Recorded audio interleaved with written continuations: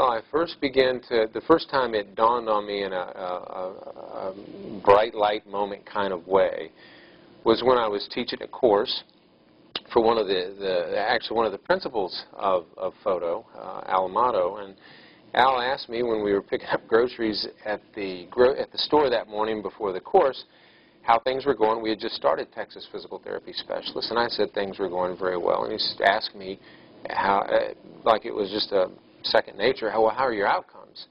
And I thought, well, the outcomes are good because all our patients or all our therapists use, and there was only one or two at the time, you know, we're using self-report measures, which most people, or many therapists, approximately half, as far as I can tell when I go and informally poll people, were using them. So I thought that was good, and you know, in an anecdotal kind of way, felt like those responses we got were good. That wasn't the right answer. That wasn't, and when he asked me that, it just dawned on me that if I was pressed and put to the test, I couldn't document. I couldn't show anybody the goods of what our outcomes were.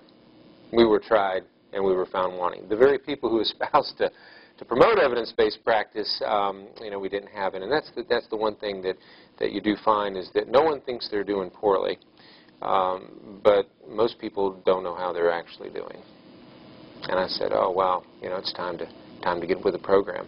And as I looked out across the landscape, obviously being familiar with FOTO and people who use FOTO, certainly looked at that. Tried to look at some other systems as well, just like you would in terms of any decision, make-buy decision, and you know, it was just not surprising totally, but FOTO really has no competitors that are near the level of what they've achieved in this outcomes business.